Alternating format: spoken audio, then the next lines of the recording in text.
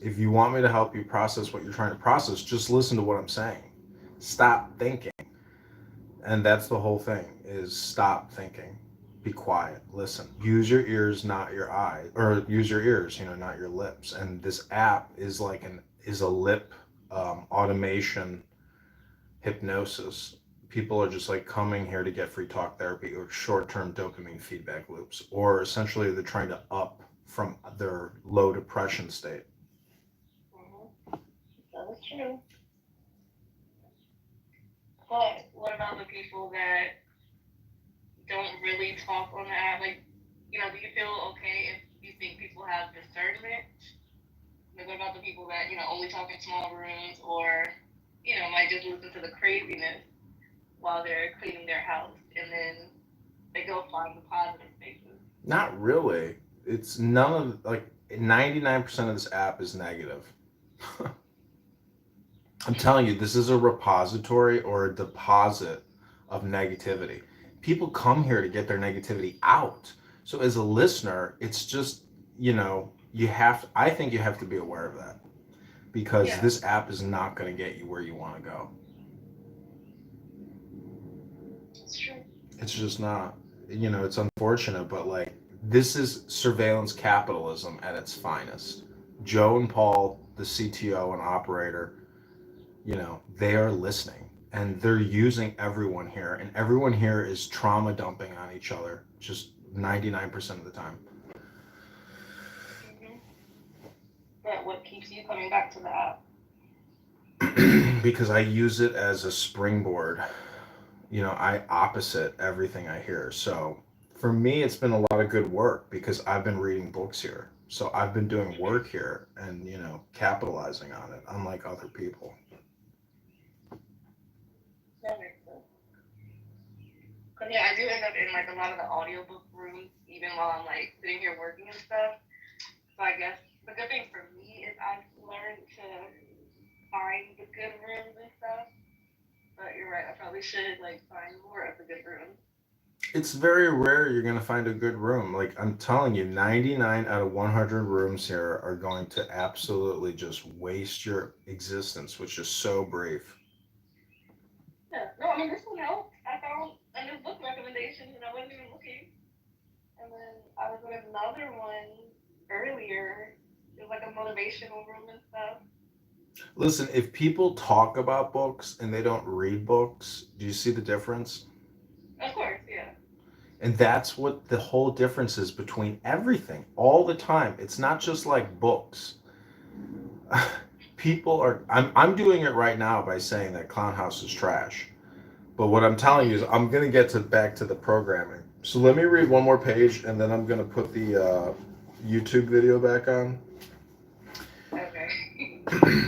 Okay, so again, I believe that this is all meditation work, which is go within, be here now. So take the deepest breath of the day. Okay, this is page 251, verse 59. Look within. Within is the fountain of good, and it will ever bubble up if thou wilt ever dig. The body ought to be compact, and to show no irregularity either in motion or attitude. For what the mind shows in the face by maintaining in it the expression of intelligence and propriety, that ought to be required also in the whole body. But all these things should be observed without affectation. The art of life is more like the wrestler's art than the dancer's, in respect of this, that it should stand ready and firm to meet onsets which are sudden and unexpected. Constantly observe who those are whose approbation thou wishest to have, and what ruling principles they possess, for then thou wilt neither blame those who offend involuntarily, nor wilt thou want their approbation, if thou lookest to the sources of their opinions and appetites. Every soul, the philosopher says, is involuntarily deprived of truth. Consequently, in the same way it is deprived of justice, intemperance, and benevolence, and everything of the kind. It is most necessary to bear this constantly in mind, for thus thou wilt be more gentle towards all. In every pain, let this thought be present, that there is no dishonor in it, nor does it make the governing intelligence worse, for it does not damage the intelligence either so far as the intelligence is rational or so far as it is social. Indeed, in the case of most pains, let this remark of Epicurus aid thee, that pain is neither intolerable nor everlasting. If thou bearest in mind that it has its limits, and if thou addest nothing to it in imagination, and remember this too, that we do not perceive that many things which are disagreeable to us are the same as pain, such as excessive drowsiness, and the being scorched by heat, and the having no appetite. When then thou art disconnected about any of these things, say to thyself that thou art yielding to pain. Take care not to feel towards the inhuman as they feel towards men. How do we know if Telauges was not superior in character to Socrates? For it is not enough that Socrates died a more noble death, and disputed more skilfully with the sophists, and passed the night in the cold with more endurance, and that when he was bid to arrest Leon of Salome, he considered it more noble to refuse, and that he walked in a swaggering way in the streets. Though as to this fact one may have great doubts if it were true.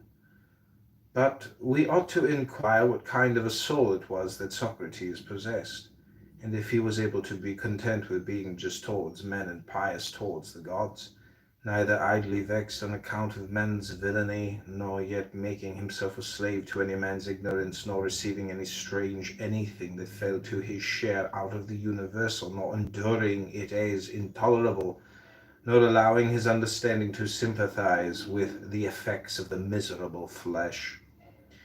Nature has not so mingled the intelligence with the composition of the body as not to have allowed thee the power of circumscribing thyself, and of bringing under subjection to thyself all that is thy own. For it is very possible to be a divine man or woman, and to be recognized as such by no one. Always bear this in mind, and another thing too, that very little indeed is necessary for living a happy life. And because thou hast despaired of becoming a dialectician and skilled in the knowledge of nature, do not for this reason renounce the hope of being both free and modest and social and obedient to God. It is in thy power to live free from all compulsion in the greatest tranquillity of mind, even if all the world cry out against thee as much as they choose, and even if wild beasts tear in pieces the members of this needed matter which has grown around thee. For what hinders the mind in the midst of all this from maintaining itself in tranquillity, and in a just judgment of all surrounding things, and in the ready use of the objects which are presented to it, so that the judgment may say to the thing which falls under its observation, this thou art in substance reality. Though in men's opinion thou mayest appear to be of a different kind, and the youth shall say to that which falls under the hand, thou art the thing that I was seeking. For to me that which presents itself is always a material for virtue, both rational and political, and in a word for the exercise of art which belongs to man or God, for everything which happens has a relationship either to God or man, and is neither new nor difficult to handle, but usual and apt matter to work on. So that's, I mean, there's one more page I can read it, but what I'm saying is it's this guy Marcus and philosophy, basically Roman, whatever year that was. The founding fathers of America, like this is very nuanced information in the sense that it's what everybody is seeking now in terms of spirituality. So it's a good book to read. It's a meditation hypnosis book with a lot of high value information, which will make you a queen. So congratulations, Tiana, you've won the lottery.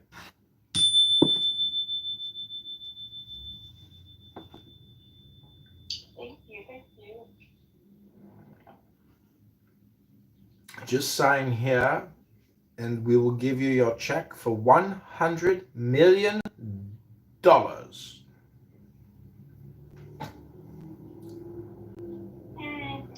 deal with my attorney first. Attorneys. Oh, there's not enough time in the world for attorneys. Oh.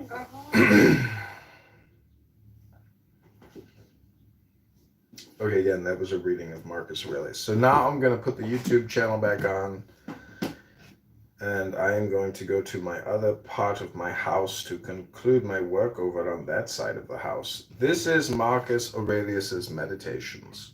To justice. And if all men refuse to believe that he lives a simple, modest, and contented life, he is neither angry with any of them, nor does he deviate from the way which leads to the end of life, to which a man ought to come pure, tranquil, ready to depart, and without any compulsion, perfectly reconciled to his lot. Book 4. 1. That which rules within, when it is according to nature, is so affected with respect to the events which happened, that it always easily adapts itself to that which is possible and is presented to it. For it requires no definite material, but it moves towards its purpose, under certain conditions, however, and it makes the material for itself out of that which opposes it, as fire lays hold of what falls into it, by which a small light would have been extinguished. But when the fire is strong, it soon appropriates to itself the matter which is heaped on it, and consumes it, and rises higher by means of this very material. 2. Let no act be done without a purpose, nor otherwise than according to the perfect principles of art. 3. Men seek retreats for themselves, houses in the country, seashores, and mountains, and thou too art wont to desire such things very much. But this is altogether a mark of the most common sort of men, for it is in thy power, whenever thou shalt choose, to retire into thyself. For nowhere, either with more quiet or more freedom from trouble, does a man retire than into his own soul, particularly when he has within him such thoughts that by looking into them he is immediately in perfect tranquillity. And I affirm that tranquillity is nothing else than the good ordering of the mind. Constantly then give thyself this retreat, and renew thyself, and let thy principles be brief and fundamental, which, as soon as thou shalt recur to them, will be sufficient to cleanse the soul completely, and to send thee back free from all discontent with the things which thou returnest. For with what art thou discontented? With the badness of men? Recall to thy mind this conclusion, that rational animals exist for one another, and that to endure is a part of justice, and that men do wrong involuntarily. And consider how many already, after mutual enmity, suspicion, hatred, and fighting, have been stretched dead, reduced to ashes, and be quiet at last. But perhaps thou art dissatisfied with that which is assigned to thee out of the universe. Recall to thy recollection this alternative. Either there is providence, or atoms. Or remember the arguments by which it has been proved that the world is a kind of political community, and be quiet at last. But perhaps corporeal things will still fasten upon thee. Consider then further that the mind mingles not with the breath, whether moving gently or violently, when it has once drawn itself apart and discovered its own power. And think also of all that thou hast heard and assented to about pain and pleasure, and be quiet at last. But perhaps the desire of the thing called fame will torment thee. See how soon everything is forgotten, and look at the chaos of infinite time on each side of the present, and the emptiness of applause, and the changeableness and the want of judgment in those who pretend to give praise, and the narrowness of the space within which it is circumscribed, and be quiet at last. For the whole earth is a point, and how small a nook in it is thy dwelling, and how few are there in it, and what kind of people are they who will praise thee? This then remains. Remember to retire into this little territory of thy own, and above all, do not distract or strain thyself, but be free, and look at things as a man, and as a human being, as a citizen, as a mortal. But among the things readiest to thy hand, to which thou shalt turn, let there be these, which are two. One is that things do not touch the soul, for they are external and remain immovable, but our perturbations come only from the opinion which is within. The other is that all these things which thou seest change immediately and will no longer be, and constantly bear in mind how many of these changes thou hast already witnessed. The universe is transformation. Life is opinion. 4. If our intellectual part is common, the reason also, in respect of which we are rational beings, is common. If this is so, common also is the reason which commands us what to do and what not to do. If this is so, there is a common law also. If this is so, we are fellow citizens. If this is so, we are members of some political community. If this is so, the world is, in a manner, a state. For of what other common political community will anyone say that the whole human race are members? From thence, from this common political community, comes our very intellectual faculty and reasoning faculty, and our capacity for law. Or whence do they come? For as my earthly part is a portion given to me from certain earth, and that which is watery from another element, and that which is hot and fiery from some peculiar source, for nothing comes out of that which is nothing, as nothing also returns to non-existence, so also the intellectual part comes from some source. 5. Death is such as generation is, a mystery of nature. Composition out of the same elements, and a decomposition into the same, and altogether not a thing of which any man should be ashamed, for it is not contrary to the nature of a reasonable animal, and not contrary to the reason of our constitution. 6. It is natural that these things should be done by such persons. It is a matter of necessity. And if a man will not have it so, he will not allow the fig tree to have juice. But by all means bear this in mind, that within a very short time, both thou and he will be dead, and soon not even your names will be left behind. 7. Take away thy opinion, and then there is taken away the complaint. I have been harmed. Take away the complaint, I have been harmed, and the harm is taken away. 8. That which does not make a man worse than he was, also does not make his life worse, nor does it harm him either from without or from within. 9. The nature of that which is universally useful has been compelled to do this. 10. Consider that everything which happens justly, and if thou observest carefully, thou wilt find it to be so. I do not say only with respect to the continuity of the series of things, but with respect to what is just, and as if it were done by one who assigns to each thing its value. Observe then, as thou hast begun, and whatever thou dost, do it in conjunction with this, the being good, and in the sense in which a man is properly understood to be good. Keep to this in every action. 11. Do not have such an opinion of things as he who does thee wrong, or such as he wishes thee to have, but look at them as they are in truth. 12. A man should always have these two rules in readiness. The one to do only whatever the reason of the ruling and legislating faculty may suggest for the use of men, the other to change thy opinion if there is anyone at hand who sets thee right and moves thee from any opinion. But this change of opinion must proceed only from a certain persuasion, as of what is just or of common advantage and the like, not because it appears pleasant or brings reputation.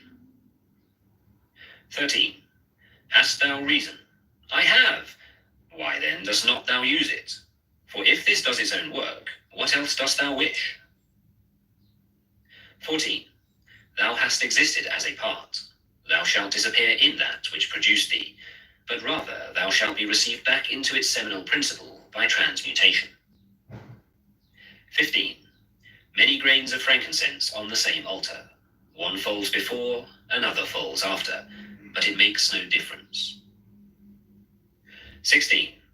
Within 10 days thou wilt seem a god to those to whom thou art now a beast and an ape, if thou wilt return to thy principles and the worship of reason. 17. Do not act as if thou wert going to live 10,000 years. Death hangs over thee. While thou livest, while it is in thy power, be good. 18. How much trouble he avoids, who does not look to see what his neighbour says or does or thinks, but only what he does himself, that it may be just and pure. Or, as Agathon says, look not round at the depraved morals of others, but run straight along the line without deviating from it. 19. He who has a vehement desire for posthumous fame does not consider that every one of those who will remember him will themselves die very soon. Then again also they who have succeeded them, until the whole remembrance shall have been extinguished, as it is transmitted through men who foolishly admire and perish. But suppose that those who will remember are even immortal, and that the remembrance will be immortal, what then is it to thee? And I say not what is it to the dead, but what is it to the living? What is praise, except indeed so far as it has a certain utility? For thou now rejectest unseasonably the gift of nature, clinging to something else. 20. Everything which is in any way beautiful is beautiful in itself, and terminates in itself, not having praise as part of itself. Neither worse then, nor better is a thing made by being praised. I affirm this also of the things which are called beautiful by the vulgar, for example, material things and works of art. That which is really beautiful has no need of anything, not more than law, not more than truth, not more than benevolence or modesty. Which of these things is beautiful because it is praised, or spoiled by being blamed? Is such a thing as an emerald made worse than it was, if it is not praised? Or gold, ivory, purple, a lyre, a little knife, a flower, a shrub? 21. If souls continue to exist, how does the air contain them from eternity? But how does the earth contain the bodies of those who have been buried from time so remote? For as here, the mutation of these bodies after a certain continuance, whatever it may be, and their dissolution, make room for other dead bodies, so the souls, which are removed into the air after subsisting for some time, are transmuted and diffused, and assume a fiery nature by being received into the seminal intelligence of the universe, and in this way make room for the fresh souls which might come to dwell there. And this is the answer which a man might give on the hypothesis of souls continuing to exist. But we must not only think of the number of bodies which are thus buried, but also of the number of animals which are eaten daily by us and the other animals. For what a number is consumed, and thus in a manner buried in the bodies of those who feed on them. And nevertheless this earth receives them by reason of the changes of these bodies into blood, and the transformations into the aerial or the fiery element. What is the investigation into the truth in this matter? The division into that which is material and that which is the cause of form, the formal. 22. Do not be whirled about, but in every movement have respect to justice, and on the occasion of every impression maintain the faculty of comprehension. 23. Everything harmonizes with me, which is harmonious to thee, O universe. Nothing for me is too early nor too late, which is in due time for thee. Everything is fruit to me, which thy seasons bring, O nature. From thee are all things, in thee are all things, to thee all things return.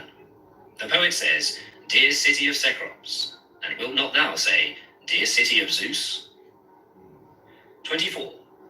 Occupy thyself with few things, says the philosopher, if thou wouldst be tranquil. But consider if it would not be better to say, do what is necessary, and whatever the reason of the animal which is naturally social requires, and as it requires. For this brings not only the tranquility which comes from doing well, but also that which comes from doing few things. For the greatest part of what we say and do being unnecessary, if a man takes this away, he will have more leisure and less uneasiness. Accordingly, on every occasion a man should ask himself, is this one of the unnecessary things? Now a man should take away not only unnecessary acts, but also unnecessary thoughts, for thus superfluous acts will not follow after. 25. Try how the life of the good man suits thee, the life of him who is satisfied with his portion out of the whole, and satisfied with his own just acts and benevolent disposition. 26. Hast thou seen those things? Look also at these. Do not disturb thyself, make thyself all simplicity. Does anyone do wrong? It is to himself that he does the wrong. Has anything happened to thee? Well, out of the universe, from the beginning, everything which happens has been apportioned and spun out to thee. In a word, thy life is short. Thou must turn to profit the present by the aid of reason and justice. Be sober in thy relaxation. 27. Either it is a well-arranged universe, or a chaos huddled together, but still a universe. But can a certain order subsist in thee, and disorder in the all? And this too, when all things are so separated and diffused, and sympathetic. 28. A black character, a womanish character, a stubborn character, bestial, childish, animal, stupid, counterfeit, scurrilous, fraudulent, tyrannical. 29. If he is a stranger to the universe who does not know what is in it, no less is he a stranger who does not know what is going on in it. He is a runaway who flies from social reason. He is blind who shuts the eyes of understanding. He is poor who has need of another, and has not from himself all things which are useful for life. He is an abscess on the universe who withdraws and separates himself from the reason of our common nature through being displeased with the things which happen. For the same nature produces this, and has produced thee too. He is a piece rent asunder from the state, who tears his own soul from that of reasonable animals, which is one. 30. The one is a philosopher without a tunic, and the other without a book. Here is another half naked. Bread I have not, he says, and I abide by reason, and I do not get the means of living out of my learning, and I abide by my reason. 31. Love the arts, poor as it may be, which thou hast learned, and be content with it, and pass through the rest of life like one who has entrusted to the gods with his whole soul all that he has, making thyself neither the tyrant nor the slave of any man. 32. Consider, for example, the times of Vespasian. Thou wilt see all these things: people marrying, bringing up children, sick, dying, warring, feasting, trafficking, cultivating the ground, flattering, obstinately arrogant, suspecting, plotting, wishing for some to die, grumbling about the present, loving, heaping up treasure, desiring consulship, kingly power. Well, then, that life of these people no longer exists at all. Again, removed to the times of Trajan. Again, all is the same. Their life too is gone. In like manner, view also the other epochs of time and of whole nations, and see how many, after great efforts, soon fell and were resolved into the elements. But chiefly thou shouldst think of those whom thou hast thyself known, distracting themselves about idle things, neglecting to do what was in accordance with their proper constitution, and to hold firmly to this, and to be content with it. And herein it is necessary to remember that the attention given to everything has its proper value and proportion, for thus thou wilt not be dissatisfied, if thou hast applied thyself to smaller matters no further than is fit. 33. The words which were formerly familiar are now antiquated. So also the names of those who were famed of old are now in a manner antiquated. Camillus, Caeso, Valessus, Leonatus, and a little after also Scipio and Cato, then Augustus, then also Hadrianus and Antoninus. For all things soon pass away and become a mere tale, and complete oblivion soon buries them. And I say this of those who have shone in a wondrous way. For the rest, as soon as they have breathed out their last breath, they are gone, and no man speaks of them. And, to conclude the matter, what is even an eternal remembrance? A mere nothing. What, then, is that about which we ought to employ our serious pains? This one thing: thought just, and act social, and words which never lie, and a disposition which gladly accepts all that happens, as necessary, as usual, as flowing from a principle and source of the same kind. 34. Willingly give thyself up to Clotho, allowing her to spin thy thread into whatever thing she pleases. 35. Everything is only for a day, both that which remembers and that which is remembered. 36. Observe constantly that all things take place by change, and accustom thyself to consider that the nature of the universe loves nothing so much as to change the things which are, and to make new things like them.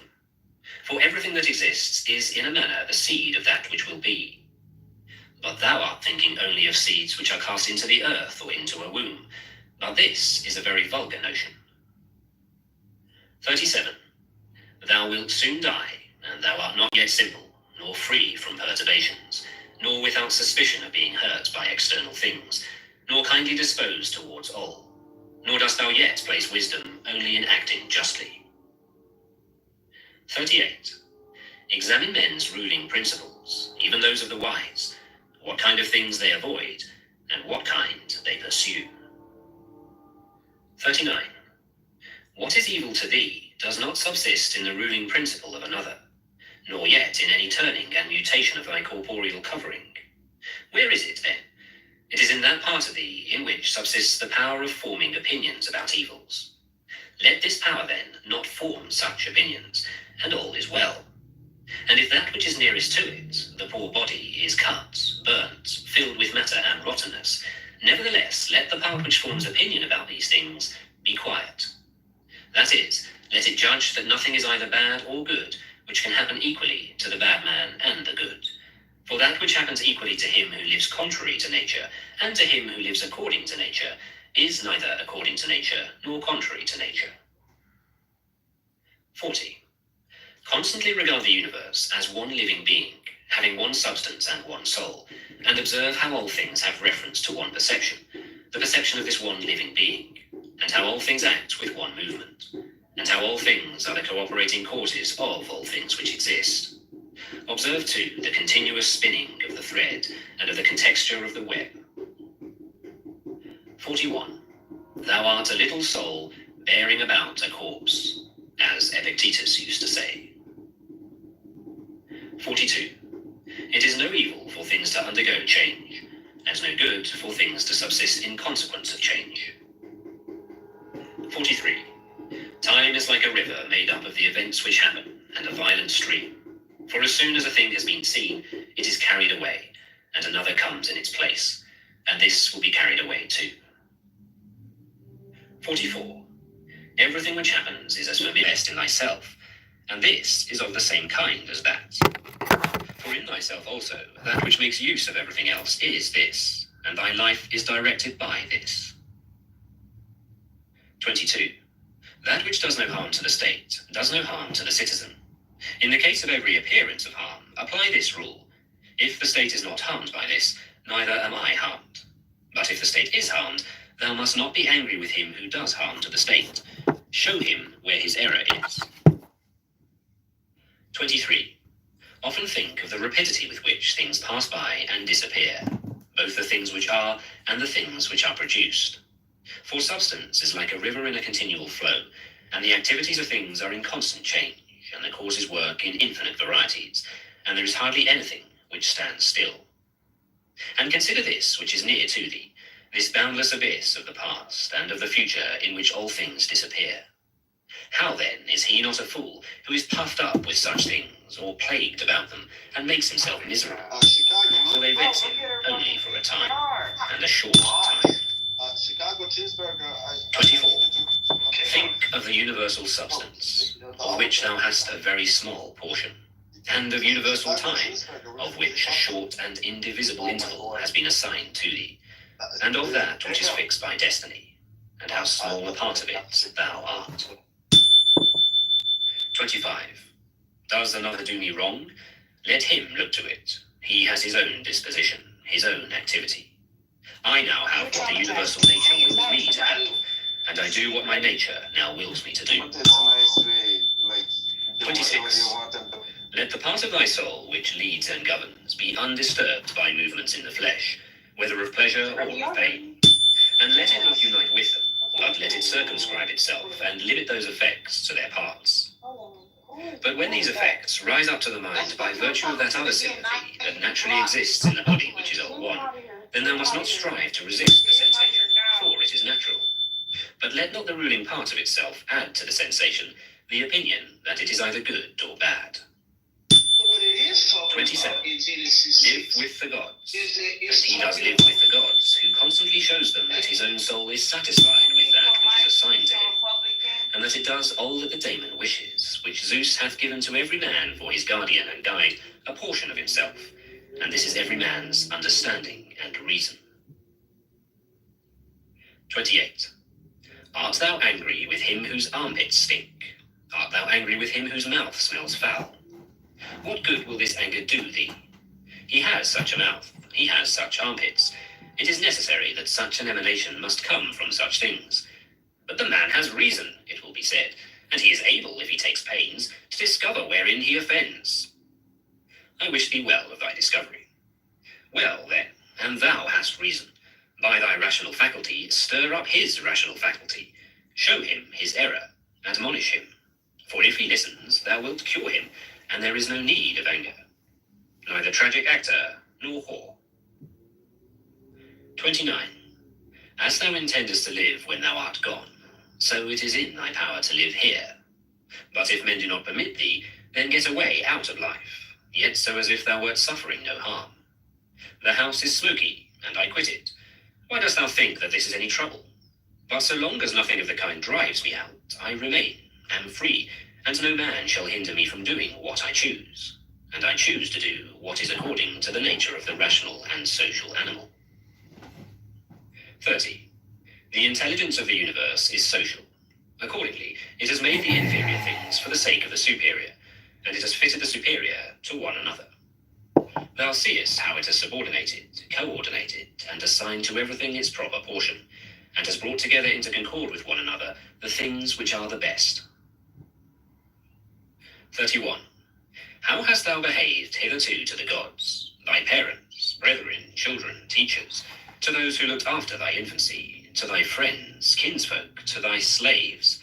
Consider if thou hast hitherto behaved to all in such a way that this may be said of thee, never has wronged a man in deed or word. And call to recollection both how many things thou hast passed through, and how many things thou hast been able to endure, and that the history of thy life is now complete, and thy service is ended. And how many beautiful things thou hast seen, and how many pleasures and pains thou hast despised, and how many things called honourable thou hast spurned, and to how many ill-minded folks thou hast shown a kind disposition. 32. Why do unskilled and ignorant souls disturb him who has skill and knowledge? What soul then has skill and knowledge? That which knows beginning and end, and knows the reason which pervades all substance, and through all time by fixed periods administers the universe. 33. Soon, very soon, thou wilt be ashes or a skeleton, and either a name or not even a name. But name is sound and echo. And the things which are much valued in life are empty and rotten and trifling, and like little dogs biting one another, and little children quarrelling, laughing, and then straightway weeping. But fidelity and modesty and justice and truth are fled. Up to Olympus from the widespread earth. What then is there which still detains thee here, if the objects of sense are easily changed and never stand still, and the organs of perception are dull and easily receive false impressions, and the poor soul itself is an exhalation from blood? But to have good repute amid such a world as this is an empty thing. Why then dost thou not wait in tranquillity for thy end, whether it is extinction or removal to another state? And until that time comes, what is sufficient? Why, what else than to venerate the gods and bless them, and to do good to men, and to practice tolerance and self-restraint? But as to everything which is beyond the limits of the poor flesh and breath, to remember that this is neither thine nor in thy power. 34. Thou canst pass thy life in an equable flow of happiness, if thou canst go by the right way, and think and act in the right way. These two things are common both to the soul of God and to the soul of man, and to the soul of every rational being, not to be hindered by another, and to hold good to consist in the disposition of justice and the practice of it, and in this to let thy desires determination. 35. If this is neither my own badness, nor an effect of my own badness, and the common weal is not injured, why am I troubled about it? And what is the harm to the common weal? 36. Do not be carried along inconsiderately by the appearance of things, but give help to all according to thy ability and their fitness. And if they should have sustained loss in matters which are indifferent, do not imagine this to be a damage, for it is a bad habit. But as the old man, when he went away, asked back his foster child's top, remembering that it was just a top, so do thou in this case also. When thou art calling out on the rostra, hast thou forgotten, man, what these things are? Yes, but they are objects of great concern to these people. Wilt thou too, then, be made a fool for these things? I was once a fortunate man, but I lost it, I know not how. But fortunate means that a man has assigned to himself a good fortune, and a good fortune is good disposition of the soul, good emotions, good actions. Book 6. 1. The substance of the universe is obedient and compliant, and the reason which governs it has in itself no cause for doing evil, for it has no malice, nor does it do evil to anything, nor is anything harmed by it. But all things are made and perfected according to this reason. 2. Let it make no difference to thee whether thou art cold or warm, if thou art doing thy duty, and whether thou art drowsy or satisfied with sleep, and whether ill spoken of or praised, and whether dying or doing something else. For it is one of the acts of life, this act by which we die. It is sufficient, then, in this act also, to do well what we have in hand. 4.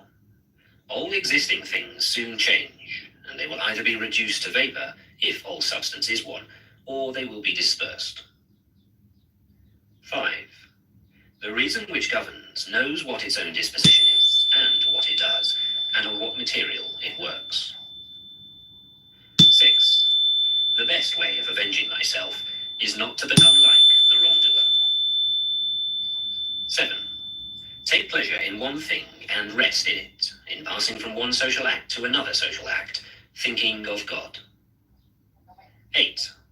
The ruling principle is that which rouses and turns itself, and while it makes itself such as it is, and such as it wills to be, it also makes everything which happens appear to itself to be such as it wills.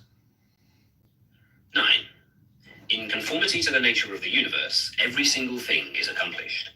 For certainly it is not in conformity to any other nature that each thing is accomplished, either a nature which externally comprehends this, or a nature which is comprehended within this nature, or a nature external and independent of this. 10. The universe is either a confusion and a mutual involution of things and a dispersion, or it is unity and order and providence. If then it is the former, why do I desire to tarry in a fortuitous combination of things and such a disorder? And why do I care about anything else than how I shall at last become earth? And why am I disturbed? For the dispersion of my elements will happen whatever I do. But if the other supposition is true, I venerate, and I am firm, and I trust in him who governs. 11. When thou hast been compelled by circumstances to be disturbed in a manner, quickly return to thyself, and do not continue out of tune longer than the compulsion lasts, for thou wilt have more mastery over the harmony by continually recurring to it. 12. If thou hadst a stepmother and a mother at the same time, thou wouldst be dutiful to thy stepmother, but still thou wouldst constantly return to thy mother. Let the court and philosophy now be to thee stepmother and mother. Return to philosophy frequently, and repose in her, through whom what thou meetest in the court appears to thee tolerable, and thou appearest tolerable in the court. 13. When we have meat before us and such edibles, we receive the impression that this is the dead body of a fish, and this the dead body of a bird or of a pig, and again that this Falernian is only a little grape juice, and this purple robe some sheep's wool dyed with the blood of a shellfish. Such then are these impressions, and they reach the things themselves and penetrate them, and so we see what kind of things they are. Just in the same way, we ought to act all through life, and where there are things which appear most worthy of our approbation, we ought to lay them bare and look at their worthlessness, and strip them of all the words by which they are exalted. For outward show is a wonderful perverter of the reason, and when thou art most sure that thou art employed about things worth thy pains, it is then that it cheats thee most. Consider then what Crates said of Xenocrates himself. 14. Most of the things which the multitude admire are referred to objects of the most general kind, those which are held together by cohesion of natural organization, such as stones, wood, fig trees, vines, olives. But those which are admired by men, who are a little more reasonable, are referred to the things which are held together by a living principle, as flocks, herds. Those which are admired by men who are still more instructed are the things which are held together by a rational soul, not, however, a universal soul, but rational so far as it is a soul skilled in some art, or expert in some other way, or simply rational so far as it possesses a number of slaves. But he who values a rational soul, a soul universal and fitted for political life, regards nothing else except this, and above all things he keeps his soul in a condition and in an activity comfortable to reason and social life, and he cooperates to this end with those who are of the same kind as himself. 15. Some things are hurrying into existence, and others are hurrying out of it, and of that which is coming into existence, part is already extinguished. Motions and changes are continually renewing the world, just as the uninterrupted course of time is always renewing the infinite duration of ages. In this flowing stream, then, on which there is no abiding, what is there of the things which hurry by, on which a man would set a high price? It would be just as if a man should fall in love with one of the sparrows which fly by, but it has already passed out of sight. Something of this kind is the very life of every man, like the exhalation of the blood and the respiration of the air. For such as it is to have once drawn in the air and to have given it back, which we do every moment, just the same is it with the whole respiratory power, which thou didst receive at thy birth yesterday and the day before, to give it back to the element from which thou didst first draw it. 16. Neither is transpiration, as in plants, a thing to be valued, nor respiration, as in domesticated animals and wild beasts, nor the receiving of impressions by the appearances of things, nor being moved by desires, as puppets by strings, nor assembling in herds, nor being nourished by food, for this is just like the act of separating and parting with the useless part of our food. What, then, is worth being valued? To be received with clapping of hands? No, neither must we value the clapping of tongues, for the praise which comes from the many is a clapping of tongues. Suppose, then, that thou hast given up this worthless thing called fame. What remains that is worth valuing? This, in my opinion, to move thyself and to restrain thyself in conformity to thy proper constitution, to which end both all employments and arts lead. For every art aims at this, that the thing which has been made should be adapted to the work for which it has been made. And both the vine planter who looks after the vine, and the horsebreaker and he who trains the dog, seek this end. But the education and the teaching of youth aim at something. In this, then, is the value of the education and the teaching. And if this is well, thou wilt not seek anything else. Wilt thou not cease to value many other things too? Then thou wilt be neither free nor sufficient for thy own happiness, nor without passion. For of necessity thou must be envious, jealous, and suspicious of those who can take away those things, and plot against those who have that which is valued by thee. Of necessity a man must be altogether in a state of perturbation who wants any of these things, and besides he must often find fault with the gods. But to reverence and honour thy own mind will make thee content with thyself, and in harmony with society, and in agreement with the gods, that is, praising all that they give and have ordered. 17. Above, below, all around are the movements of the elements, but the motion of virtue is in none of these. It is something more divine, and advancing by a way hardly observed, it goes happily on its road. 18. How strangely men act!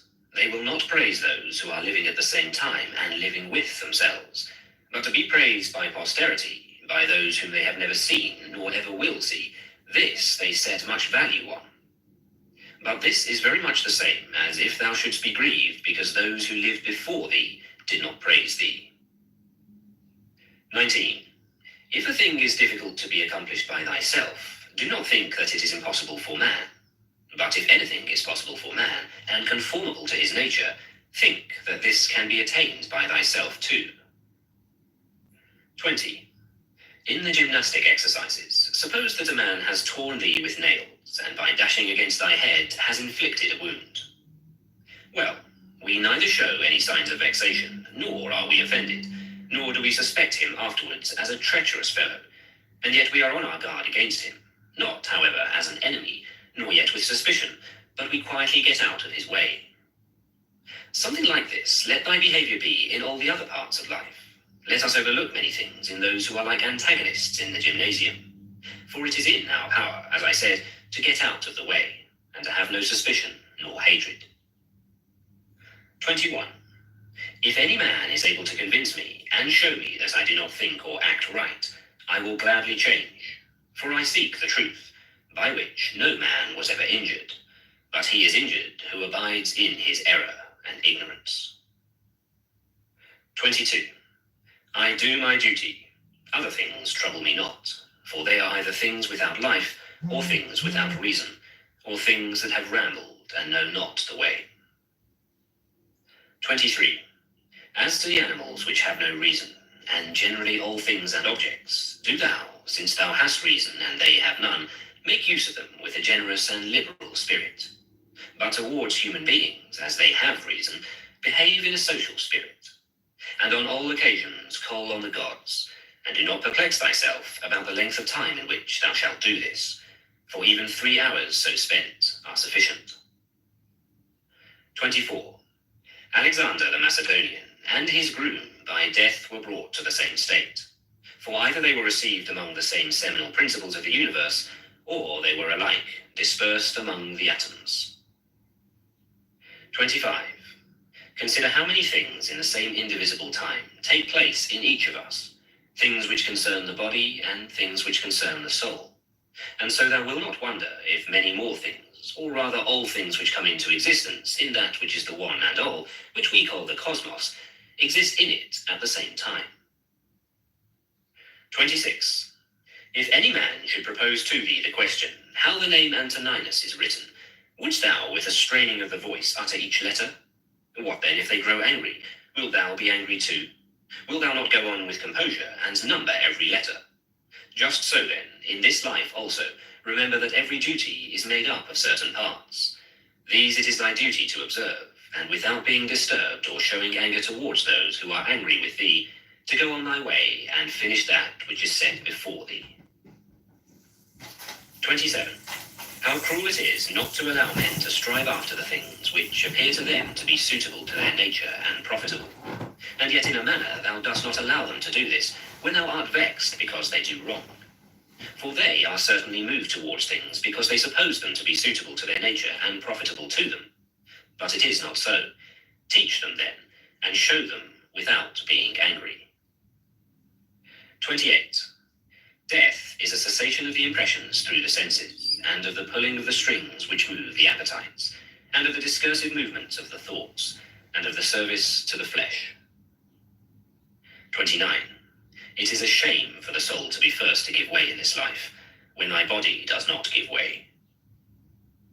30.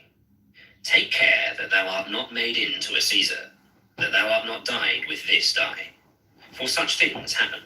Keep thyself then simple, good, pure, serious, free from affection, a friend of justice, a worshipper of the gods, kind, affectionate, strenuous in all proper acts. Strive to continue to be such as philosophy wish to make thee. Reverence the gods and help men.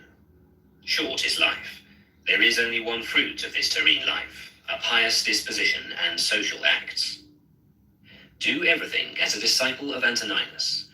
Remember his constancy in every act which was conformable to reason, and his evenness in all things, and his piety, and the serenity of his countenance, and his sweetness, and his disregard of empty fame, and his efforts to understand things, and how he would never let anything pass without having first most carefully examined it, and clearly understood it, and how he bore with those who blamed him unjustly, without blaming them in return, how he did nothing in a hurry, and how he listened not to calumnies, and how exact an examiner of manners and actions he was, and not given to reproach people, nor timid, nor suspicious, nor a sophist, and with how little he was satisfied, such as lodging, bed, dress, food, servants, and how laborious and patient, and how he was able, on account of his sparing diet, to hold out till the evening, not even requiring to relieve himself by any evacuations, except at the usual hour, and his firmness and uniformity in his friendships, and how he tolerated freedom of speech in those who opposed his opinions,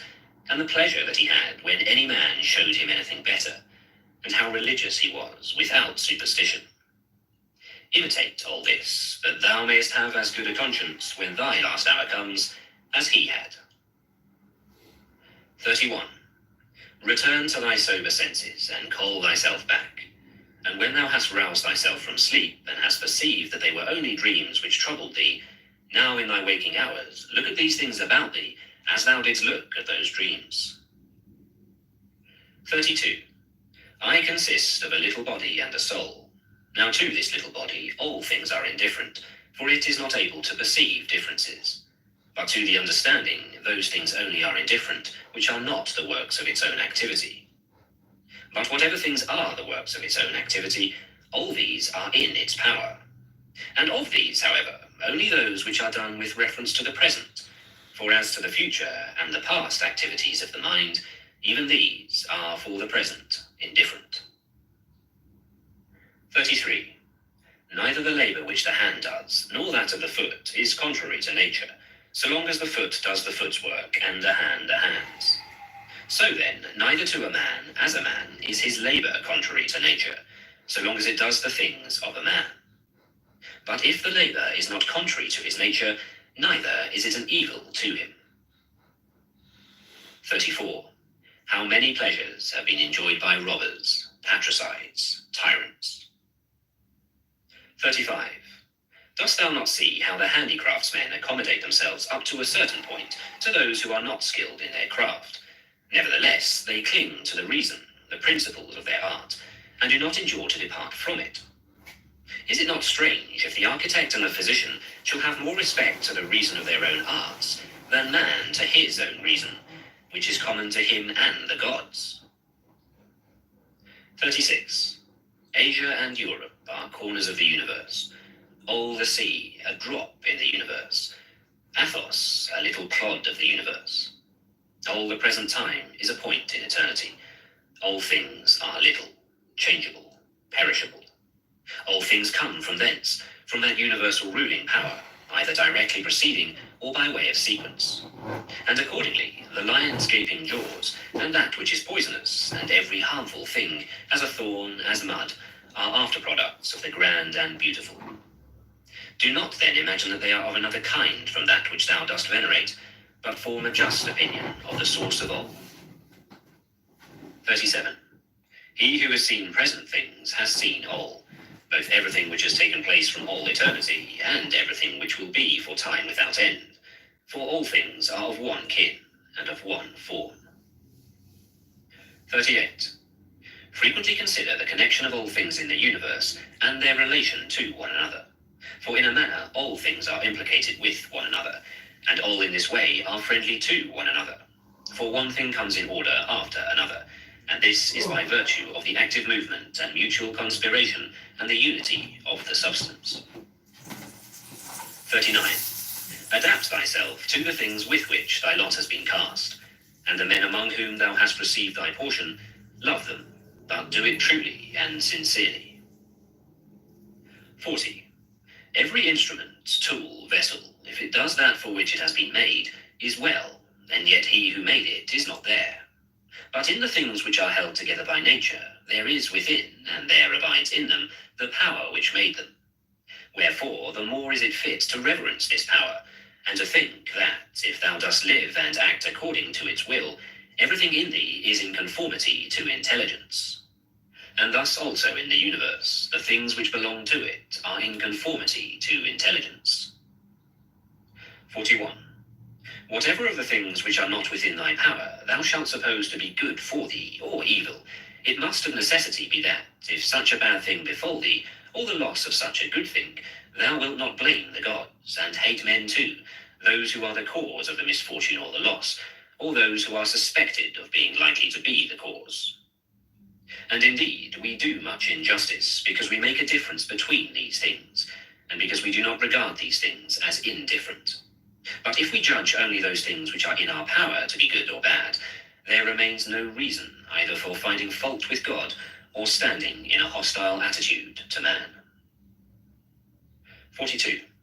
We are all working together to one end, some with knowledge and design, and others without knowing what they do. As men also when they are asleep, of whom it is Heraclitus, I think, who says that they are labourers and co-operators in the things which take place in the universe. But men cooperate after different fashions, and even those who cooperate abundantly, who find fault with what happens, and those who try to oppose it and to hinder it, for the universe had need even of such men as these. It remains then for thee to understand among what kind of workmen thou placest thyself, for he who rules all things will certainly make a right use of thee, and he will receive thee among some part of the cooperators, and of those whose labours conduce to one end. But be not thou such a part as the mean and ridiculous verse in the play, which Chrysippus speaks of. 43. Does the sun undertake to do the work of the rain, or Asclepius the work of the earth? And how is it with respect to each of the stars? Are they not different, and yet they work together to the same end? 44. If the gods have determined about me, and about the things which must happen to me, they have determined well, For it is not easy to imagine a deity without forethought, and as to doing me harm, why should they have any desire towards that? For what advantage would result to them from this, or to the whole, which is the special object of their providence? But if they have not determined about me individually, they have certainly determined about the whole at least, and the things which happen by way of sequence in this general arrangement, I ought to accept with pleasure, and to be content with them. But if they determine about nothing, which is wicked to believe, for if we do believe it, let us neither sacrifice, nor pray, nor swear by them, nor do anything else which we do as if the gods were present and lived with us. But if, however, the gods determine about none of the things which concern us, I am able to determine about myself, and I can inquire about that which is useful. And that is useful to every man, which is conformable to his own constitution and nature. But my nature is rational and social, and my city and country, so far as I am Antoninus, is Rome. But so far as I am a man, it is the world. The things, then, which are useful to these cities, are alone useful to me. 45. Whatever happens to every man, this is for the interest of the universal. This might be sufficient, but further thou wilt observe this also as a general truth, if thou dost observe that whatever is profitable to any man is profitable also to other men. But let the word profitable here be taken in the common sense, as said of things of the middle kind, neither good nor bad. 46. As it happens to thee in the amphitheatre and such places, that the continual sight of the same things and the uniformity make the spectacle wearisome, so it is in the whole of life. For all things above, below, are the same, and from the same. How long then? 47. Think continually that all kinds of men, of all kinds of pursuits, and of all nations are dead, so that thy thoughts come down even to Philistian, and Phoebus, and Oreganian. Now turn thy thoughts to the other kinds. To that place then we must remove, where there are so many great orators, and so many noble philosophers, Heraclitus, Pythagoras, Socrates, so many heroes of former days, and so many generals after them, and tyrants. Besides these, the Exodus, Hipparchus, Archimedes, and other men of acute natural talents, great minds, lovers of labour, versatile, confident, mockers even of the perishable and ephemeral life of man, as Menippus and such as are like him. As to all these, consider that they have long been in the dust. What harm then is this to them, and what to those whose names are altogether unknown? One thing here is worth a great deal, to pass thy life in truth and justice, with a benevolent disposition even to liars and unjust men. 48. When thou wishest to delight thyself, think of the virtues of those who live with thee, for instance, the activity of one, and the modesty of another, and the liberality of a third, and some other good quality of a fourth. For nothing delights so much as the examples of the virtues, when they are exhibited in the morals of those who live with us, and present themselves in abundance, as far as is possible. Wherefore we must keep them before us. 49. Thou art not dissatisfied, I suppose, because thou wearest only so many litrae, and not 300. Be not dissatisfied, then, that thou must live only so many years, and not more. For as thou art satisfied with the amount of substance which has been assigned to thee, so be content with the time. 50. Let us try to persuade men, but act even against their will when the principles of justice lead that way. If, however, any man by using force stands in thy way, betake thyself to contentment and tranquillity, and at the same time employ the hindrance towards the exercise of some other virtue. And remember that thy attempt was with a reservation, that thou didst not desire to do impossibilities. What then didst thou desire? Some effort as this. But thou attainest thy object, if the things to which thou wast moved are or are not accomplished. 51. He who loves fame considers another man's activity to be his own good, and he who loves pleasure his own sensations. But he who has an understanding considers his own acts to be his own good. 52. It is in our power to have no opinion about a thing, and not to be disturbed in our soul, for things themselves have no natural power to form our judgments. 53. Accustom thyself to attend carefully to what is said by another, and as much as it is possible, be in the speaker's mind. 54. That which is not good for the swarm, neither is it good for the bee. 55. If sailors abused the helmsman, or the sick the doctor, would they listen to anybody else? Or how could the helmsman secure the safety of those in the ship, or the doctor the health of those whom he attends? 56. How many together with whom I came into the world are already gone out of it? 57. To the jaundiced, honey tastes bitter, and to those bitten by mad dogs, water causes fear, and to little children the bowl is a fine thing. Why then am I angry? Dost thou think that a false opinion has less power than the bile in the jaundiced, or the poison in him who is bitten by a mad dog? 58. No man will hinder thee from living according to the reason of thy own nature. Nothing will happen to thee contrary to the reason of the universal nature. 59. What kind of people are those whom men wish to please, and for what objects, and by what kind of acts? How soon will time cover all things, and how many it has covered already?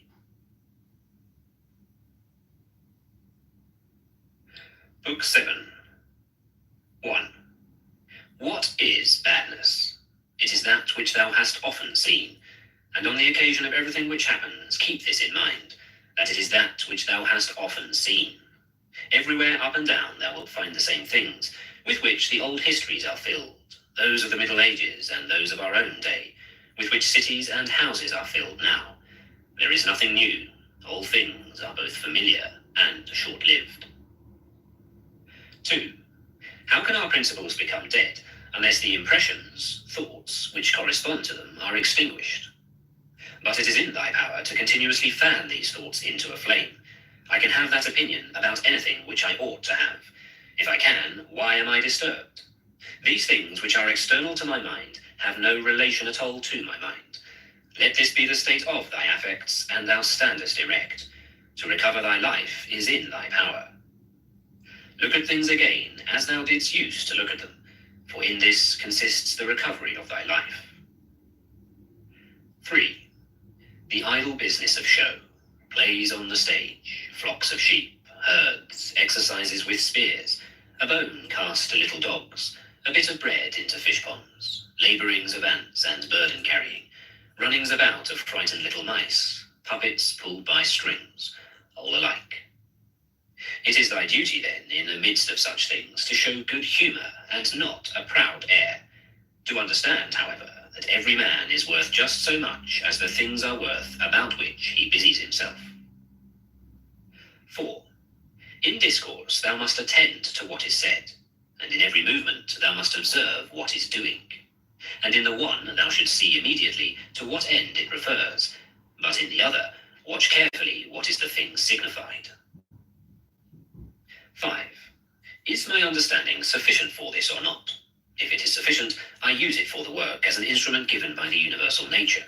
But if it is not sufficient, then either I retire from the work and give way to him who is able to do it better, unless there be some reason why I ought not to do so, or I do it as well as I can, taking to help me the man who, with the aid of my ruling principle, can do what is now fit and useful for the general good. For whatsoever, either by myself or with another, I can do, ought to be directed to this only, to that which is useful and well suited to society. 6.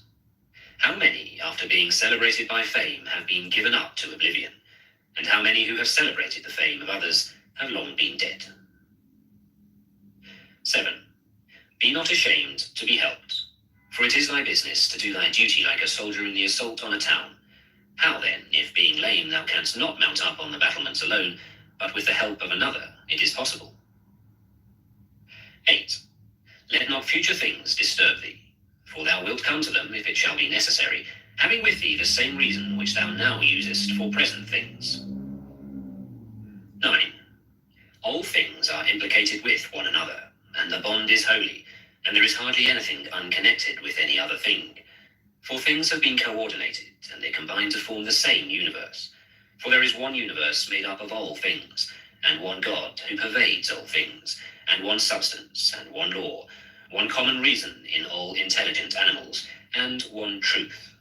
If indeed there is also one perfection for all animals which are of the same stock, and participate in the reason. 10. Everything material soon disappears in the substance of the whole, and everything formal is very soon taken back into the universal reason, and the memory of everything is very soon overwhelmed in time. 11. To the rational animal, the same act is according to nature and according to reason. 12. Be thou erect, or be made erect. 13. Just as it is with the members in those bodies which are united in one, so it is with rational beings which exist separate, for they have been constituted for one cooperation. And the perception of this will be more apparent to thee, if thou often sayest to thyself that I am a member of the system of rational beings. But if thou sayest that thou art a part, thou dost not yet love men from thy heart. Beneficence does not yet delight thee for its own sake. Thou still doest it barely as a thing of propriety, and not yet as doing good to thyself. 14. Let there fall externally what will on the parts which can feel the effects of this fall. For those parts which are felt will complain, if they choose. But I, unless I think what has happened is an evil, am not injured, and it is in my power not to think so. 15. Whatever anyone does or says, I must be good, just as if the gold or the emerald or the purple were saying this. Whatever anyone does or says, I must be emerald and keep my color. 16. The ruling faculty does not disturb itself. Does not frighten itself or cause itself pain. But if anyone else can frighten or pain it, let him do so. For the faculty itself will not, by its own opinion, turn itself into such ways.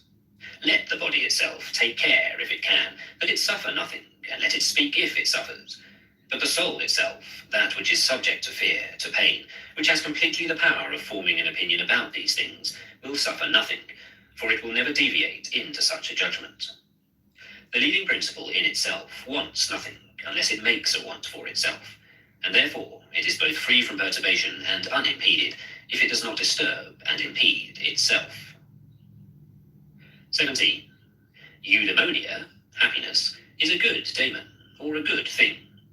What then art thou doing here, O imagination? Go away, I entreat thee by the gods, as thou didst come, for I want thee not. But thou art come according to thy old fashion.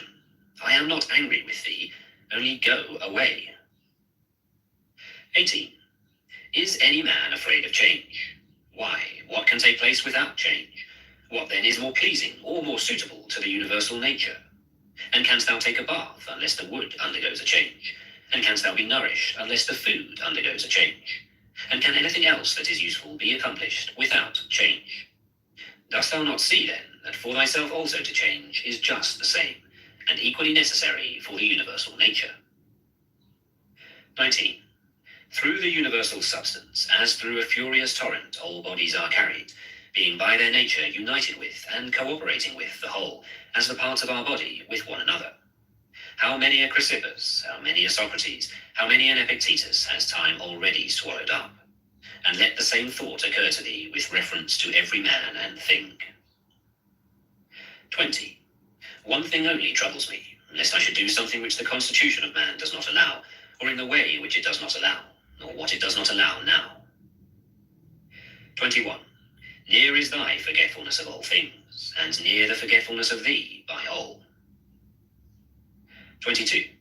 It is peculiar to man to love even those who do wrong, and this happens if, when they do wrong, it occurs to thee that they are kinsmen, and that they do wrong through ignorance and unintentionally, and that soon both of you will die, and above all, that the wrongdoer has done thee no harm, for he has not made thy ruling faculty worse than it was before.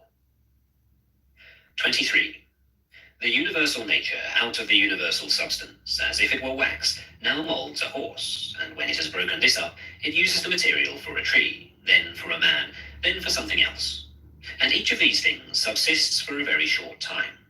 But it is no hardship for the vessel to be broken up, just as there was none in its being fastened together. 24. A scowling look is altogether unnatural. When it is often assumed, the result is that all comeliness dies away, and at last is so completely extinguished that it cannot be again lighted up at all. Try to conclude from this very fact that it is contrary to reason, for if even the perception of doing wrong shall depart, what reason is there for living any longer? 25. Nature which governs the whole will soon change all things thou seest, and out of their substance will make other things, and again other things from the substance of them, in order that the world may be ever new. 26. When a man has done thee any wrong, immediately consider with what opinion about good and evil he has done wrong. For when thou hast seen this, thou wilt pity him, and wilt neither wonder nor be angry. For either thou thyself thinkest the same thing to be good that he does, or another thing of the same kind. It is thy duty then to pardon him. But if thou dost not think such things to be good or evil, thou wilt more readily be well disposed to him who is in error. 27. Think not so much of what thou hast not, as of what thou hast, but of the things which thou hast, select the best, and then reflect how eagerly they would have been sought if thou hadst them not. At the same time, however, take care that thou dost not, through being so pleased with them, accustom thyself to overvalue them, so as to be disturbed if ever thou shouldst not have them. 28. Retire into thyself. The rational principle which rules has this nature, that it is content with itself when it does what is just, and so secures tranquility. 29. Wipe out imagination. Stop the pulling of the strings. Confine thyself to the present. Understand well what happens either to thee or to another. Divide and distribute every object into the causal and the material.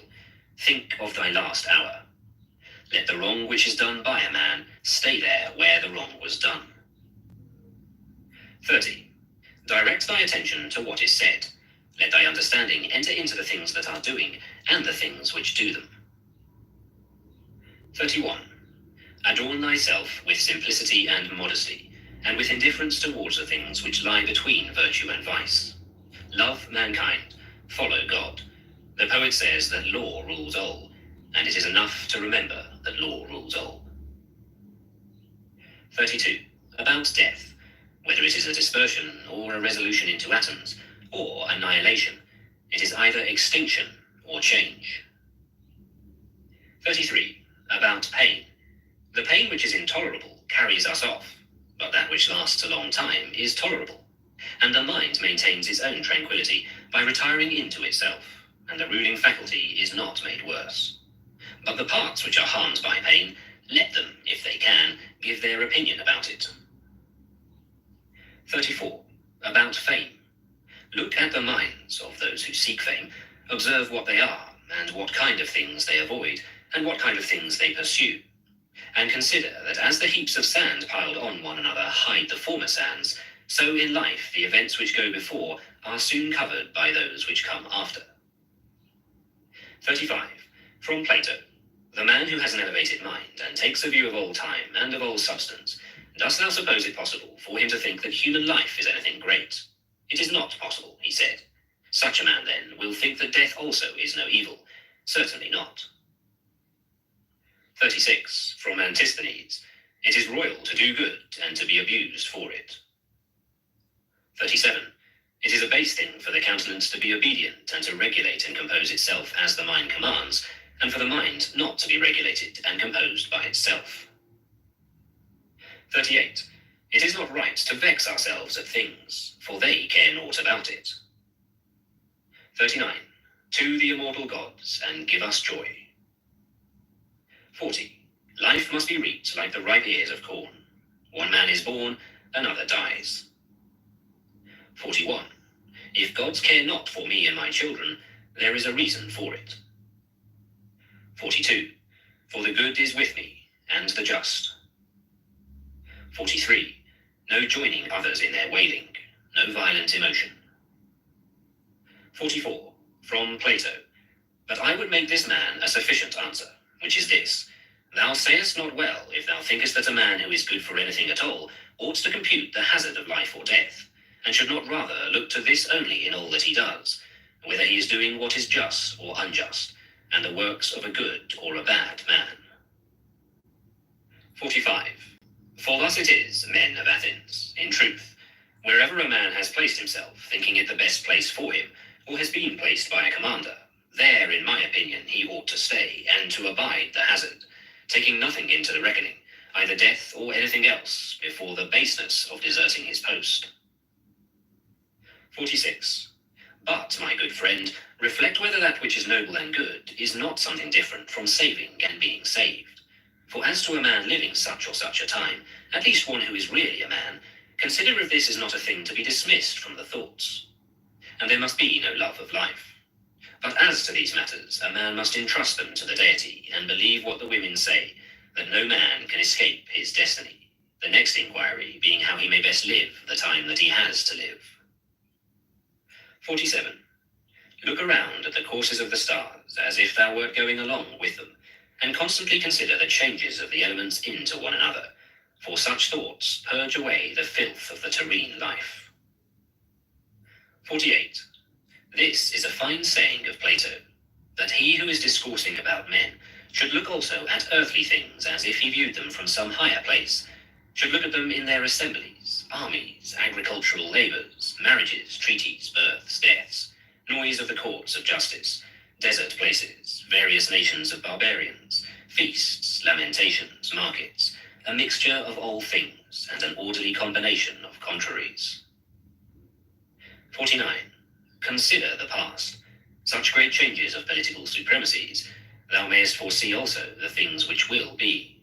For they will certainly be of like form, and it is not possible that they should deviate from the order of the things which take place now. Accordingly, to have contemplated human life for 40 years is the same as to have contemplated it for 10,000 years. For what more wilt thou see? 50. That which has grown from the earth to the earth, but that which has sprung from heavenly seed back to the heavenly realms returns. This is either a dissolution of the mutual involution of the atoms, or a similar dispersion of the unsentient elements. 51. With food and drinks and cunning magic arts, turning the channel's course to scape from death, the breeze which heaven has sent, we must endure and toil without complaining. 52. Another may be more expert in casting his opponent, but he is not more social, nor more modest, nor better disciplined to meet all that happens, nor more considerate with respect to the faults of his neighbours. 53. Where any work can be done comfortably to the reason which is common to gods and men, there we have nothing to fear. For where we are able to get profit by means of the activity which is successful and proceeds according to our constitution, there no harm is to be suspected. 54. Everywhere and at all times it is in thy power piously to acquiesce in thy present condition, and to behave justly to those who are about thee, and to exert thy skill upon thy present thoughts, that nothing shall steal into them without being well examined. 55.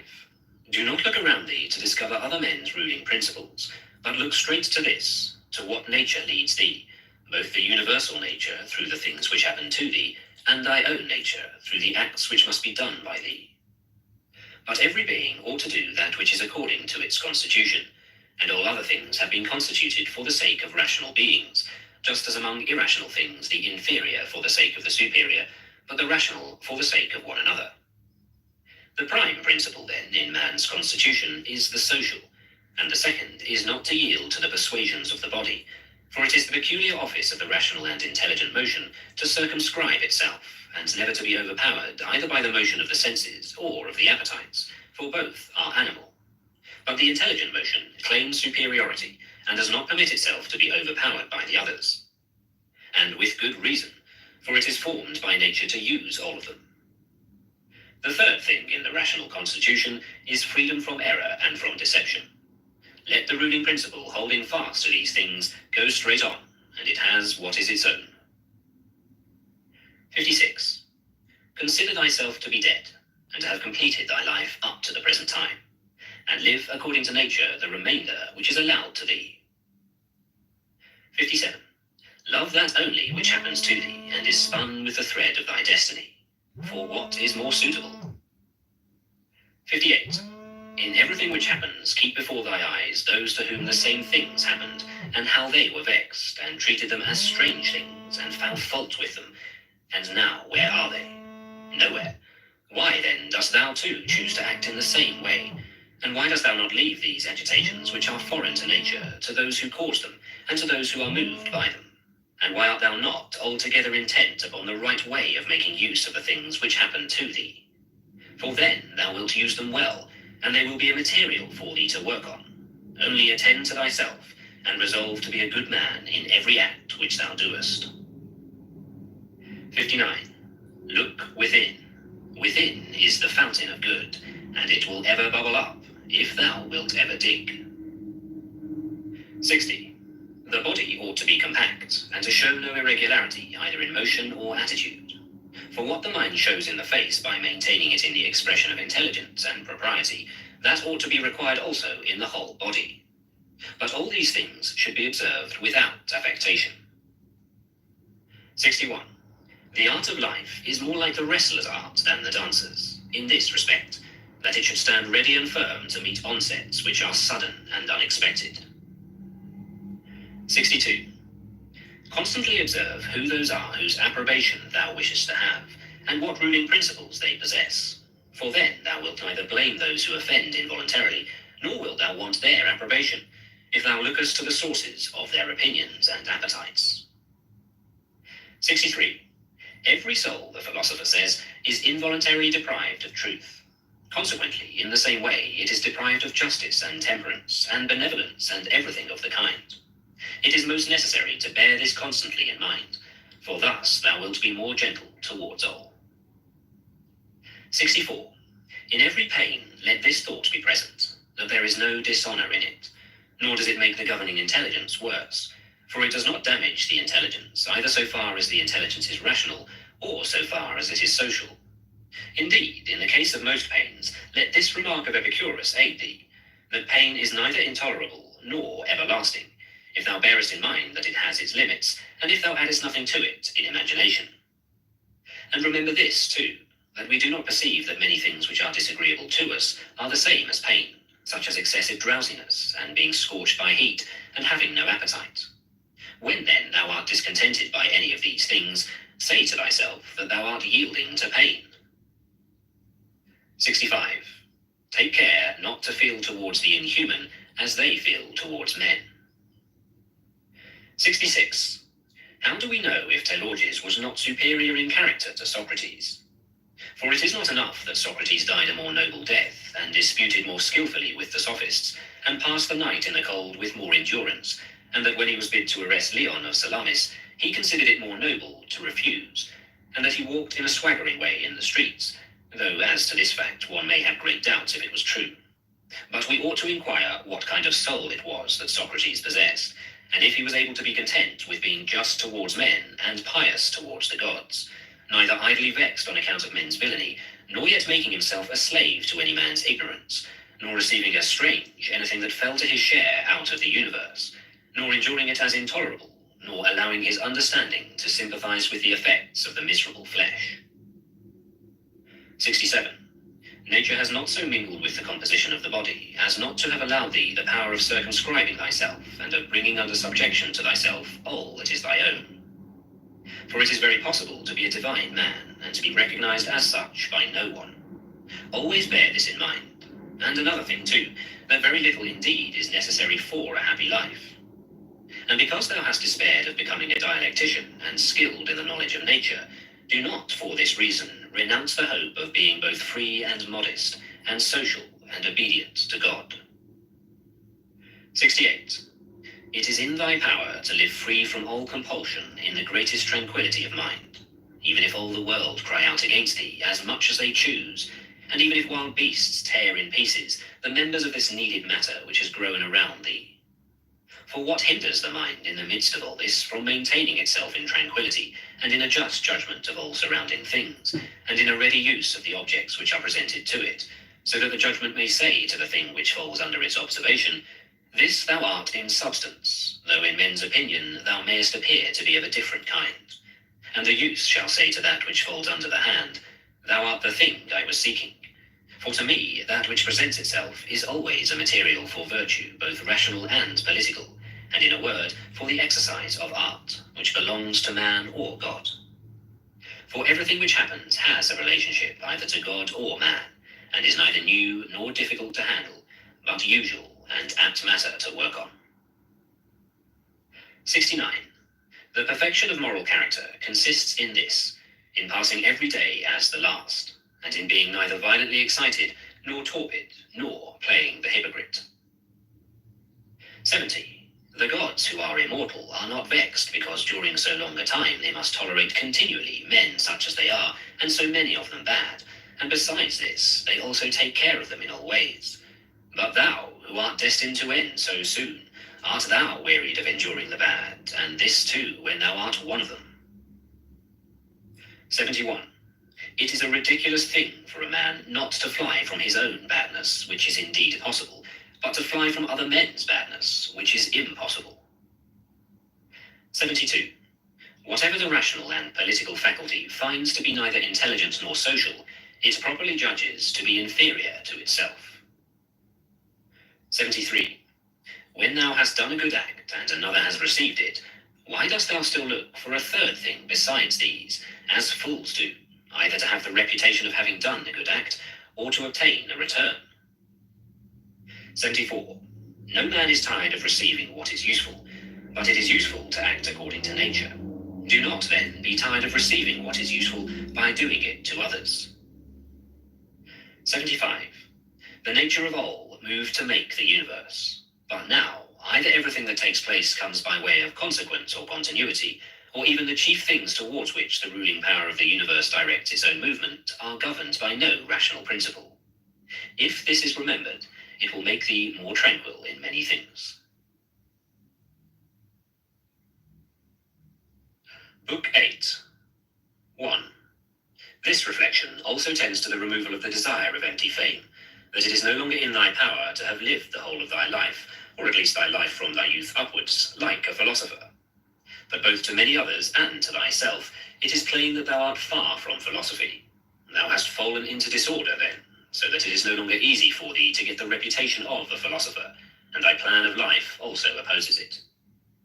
If, then, thou hast truly seen where the matter lies, throw away the thought how thou shalt seem to others, and be content if thou shalt live the rest of thy life in such wise as thy nature wills. Observe then what it wills, and let nothing else distract thee, for thou hast had experience of many wanderings without having found happiness anywhere, not in syllogisms, nor in wealth, nor in reputation, nor in enjoyment, nor anywhere. Where is it then? In doing what man's nature requires. How then shall a man do this, if he has principles from which come his affects and his acts? What principles? Those which relate to good and bad, the belief that there is nothing good for man which does not make him just, temperate, manly, free, and there is nothing bad which does not do the contrary to what has been mentioned. 2. On the occasion of every act, ask thyself, how is this with respect to me? Shall I repent of it? A little time, and I am dead, and all is gone. What more do I seek, if what I am now doing is the work of an intelligent living being, and a social being, and one who is under the same law with God? 3. Alexander and Gaius and Pompeius, what are they in comparison with Diogenes and Heraclitus and Socrates? For the latter were acquainted with things and their causes and their matter, and the ruling principles of these men were the same. But as to the former, how many things they had to care for, and to how many things were they slaves? 4. Consider that men will do the same things nevertheless, even though thou shouldst burst. 5. This is the chief thing. Be not perturbed, for all things are according to the nature of the universal, and in a little time thou wilt be nobody and nowhere, like Hadrianus and Augustus. In the next place, having fixed thy eyes steadily on thy business, look at it, and at the same time remembering that it is thy duty to be a good man, and what man's nature demands, do that without turning aside, and speak as if it seems to thee most just, only let it be with a good disposition, and with modesty, and without hypocrisy. 6. The nature of the universal has this work to do, to remove to that place the things which are in this, to change them, to take them away hence, and to carry them there. All things are change, yet we need not fear anything new. All things are familiar to us, but the distribution of them still remains the same. 7. Every nature is contented with itself when it goes on its way well, and a rational nature goes on its way well when in its thoughts it assents to nothing false or uncertain, and when it directs its movements to social acts only, and when it confines its desires and aversions to the things which are in its power, and when it is satisfied with everything that is assigned to it by the common nature. For of this common nature, every particular nature is a part, as the nature of the leaf is a part of the nature of the plant, except that in the plant, the nature of the leaf is part of a nature which has not perception or reason, and is subject to be impeded. But the nature of man is part of a nature which is not subject to impediments, and is intelligent and just, since it gives to everything in equal portions and according to its worth, times, substance, cause, activity, and incident. But examine, not to discover that any one thing compared with any other thing is equal in all respects, but by taking all the parts together of one thing, and comparing them with all the parts together of another. 8. Thou hast not leisure to read, but thou hast leisure to check arrogance. Thou hast leisure to be superior to pleasure and pain.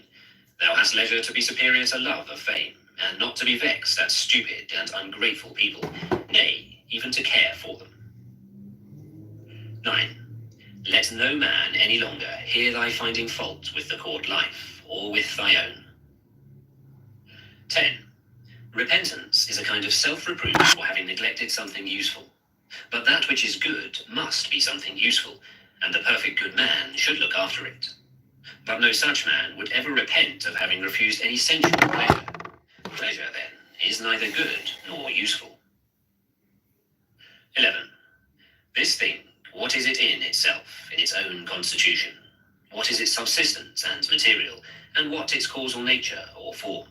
And what is it doing in the world, and how long does it subsist? 12. When thou risest from sleep with reluctance, remember that it is according to thy constitution and according to human nature to perform social acts. But sleeping is common also to irrational animals. But that which is according to each individual's nature is also more peculiarly its own, and more suitable to its nature, and indeed also more agreeable. 13. Constantly, and if it be possible, on the occasion of every impression on the soul, apply to it the principles of physic, of ethic, and of dialectic.